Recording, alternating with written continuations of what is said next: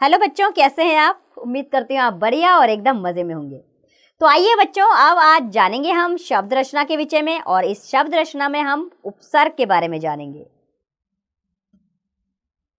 क्या है उपसर्ग? आइए चित्रों के माध्यम से जानें। हमारे सामने कई चित्र दिए गए हैं। पहले चित्र में हार,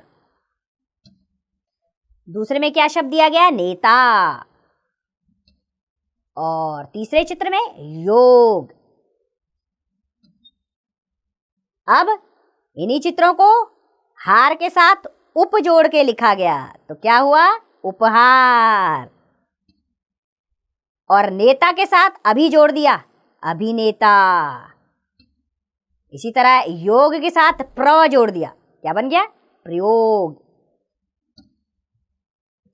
तो बच्चों, पहली पंक्ति के हार, नेता और योग शब्दों के आरंभ में हमने कौन से उपसर्ग जोड़े? उप, अभि और प्र, ये शब्दांश जोड़े, और इनसे नए शब्द उपहार, अभिनेता और प्रयोग शब्द बन गए। नए शब्द बनाने वाले इन शब्दांशों को व्याकरण में उपसर्ग कहते हैं।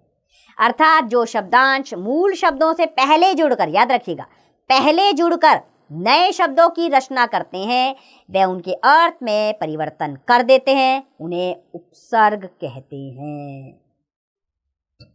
क्या कहते हैं उन्हें उपसर्ग कहते हैं। एक बार फिर से पढ़ते हैं। जो शब्दांश मूल शब्दों से पहले जुड़कर नए शब्दों की रचना करते हैं, वे उनके अर्थ में परिवर्तन कर देते हैं, उन्हें उपसर्ग कहते हैं। याद रखिएगा, हमेशा उपसर्ग शब्दांश से पहले जुड़ेंगे। अब इसमें याद रखने वाली बात है, उपसर्ग हमेशा शब्दों से पहले जुड़ते हैं, इनका स्वतंत्र रूप से प्रयोग नहीं होता। अर्थात अगर आप इन्हें अलग से लिखना चाहें तो उसका कोई अर्थ नहीं निकलेगा, उसका प्रयोग ही नहीं होता कहीं। आइए अब उपसर्ग के भेदों की ओर बढ़ें। तो बच्चों, उपसर्ग के मुख्य रूप से 4 भेद होते हैं।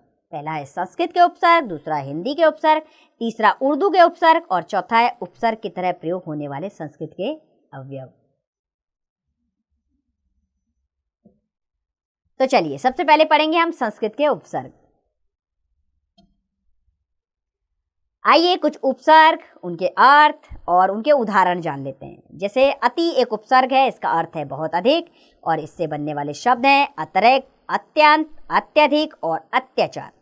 इसी तरह अधि उपसर्ग का अर्थ होता है अधिक, ऊपर, और शब्द बनेंगे अधिकार, अधिकृत, अधिवक्ता, अधिपति। अनु उपसर्ग का अर्थ है पीछे, और इससे बनने वाले शब्द है अनुराग, अनुशासन, अनुभव, अनुमान।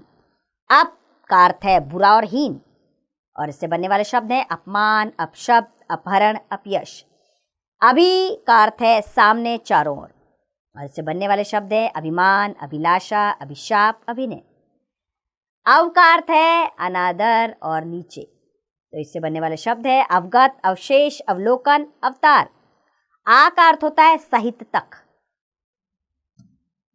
और इससे बनने वाले शब्द हैं आकार, आजन्म, आक्रोश, आमुक। उद यानी कि उत, इसका अर्थ होता है श्रेष्ठ, ऊपर। इससे बनने वाले शब्द हैं उद्घाटन, उत्कर्ष, उत्तम, उत्थान। उप का अर्थ है छोटा और निकट, शब्द बनेंगे उपकार, उपचार, उपवन, उपग्रह। दुर का अर्थ है बुरा या कठिन, शब्द बनेंगे दुर्लभ, दुर्गुण, दुर्दशा, दुर्बल। निस का अर्थ है नहीं या रहित, शब्द बनेंगे निस्संदेह, निश्चय, निष्काम, निष्कपट। नी का अर्थ है नीचे या निषेध, इससे बनने वाले शब्द है निपात, निवास, नियोग, निष्कृष्ट। परा का अर्थ है नाश या अनादर, इससे बनने वाले शब्द है पराजय, पराक्रम, पराधीन और परास्त। अब हम पढ़ेंगे हिंदी के उपसर्ग। तो बच्चों, हिंदी के उपसर्ग में पहला उपसर्ग आता है अ, इसका अर्थ है अभाव। इसके उदाहरण है अपूर्व, अज्ञान, अधर्म, अचेत। अन का अर्थ है अभाव, इससे बनने वाले शब्द है अनपढ़, अनहोनी, अनमोल। कु का अर्थ है बुराया, बुराई, और इससे बनने वाले शब्द हैं कुपात्र, कुरूप, कुपुत्र, कुकर्म। चौ का अर्थ है चार, और इससे बनने वाले शब्द हैं चौराहा, चौपाया, चौपाई। पर का अर्थ होता है पराया या दूसरा, और इससे बनने वाले शब्द हैं परदेश, परलोक, परोपकार। नी का अर्थ है रहित, इससे बनने वाले शब्द हैं निडर, निरोग, निहत्था। भर का अर्थ होता है पूरा,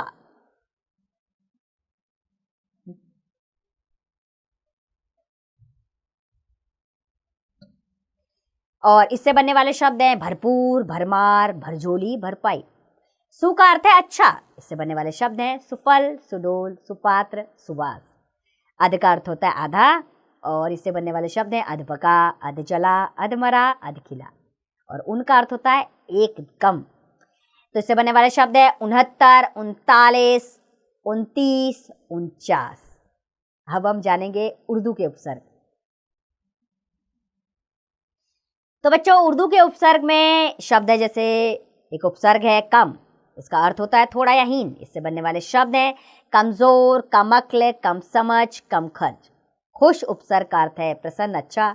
और उदाहरण है इसके खुशबू, खुशखबरी, खुशकिस्मत, खुशहाल। ऐसे ही गैर उपसर्ग का अर्थ है निषेध। उदाहरण है गैर कानूनी, गैर सरकारी, गैर हाजिर, गैर मुल्की। ना का अर्थ है कमी और उदाहरण है नापसंद, नाराज, नालायक, नादान। जैसे बद का अर्थ है बुरा, इसके उदाहरण है बदनाम, बदबू, बदसूरत, बदकिस्मत। बे का अर्थ है बिना, शब्द है बेईमान, बेइज्जत, बेरहम, बेशर्म।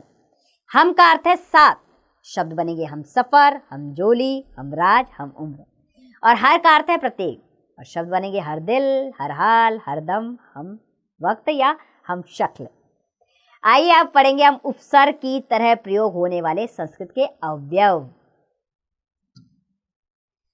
तो वो सबसे पहला उपसर्ग है अंतः, इसका अर्थ है भीतरी। इसके उदाहरण है अंतकथा, अंतःकरण, अंतः प्रेरणा, अंतःपुर।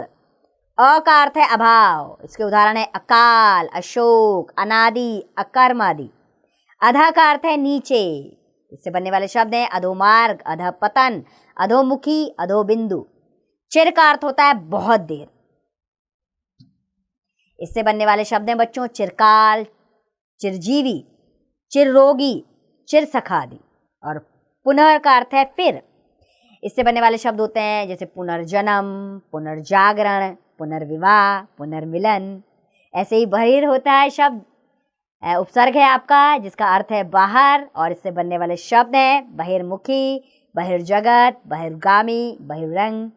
ऐसे ही सत उपसर्ग का अर्थ है सच्चा, शब्द है सज्जन, सद्गति, सत्पथ, सदाचार।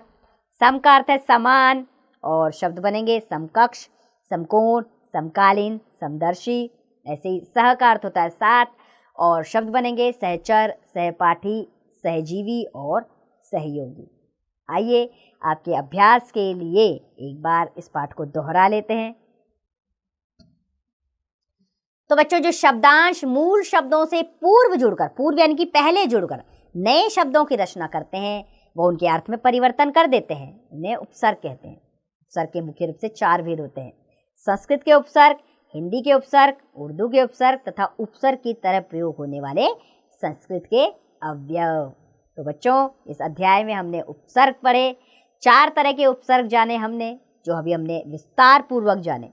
उपसर्ग, उनके अर्थ और उनसे बनने वाले कुछ शब्द। अब आपने भी उनसे मिलाकर यानी कि उपसर्गों को मिलाकर शब्दों के अंदर एक नए शब्द का निर्माण कार्य करना है। अर्थात जितने शब्द हमने पढ़े उसके अलावा भी आपने नए शब्द बनाने का अभ्यास करते रहना है, तभी आप उपसर्ग को सही प्रकार से जान पाएंगे। अब इसका अभ्यास कार्य आप स्वयं कीजिए।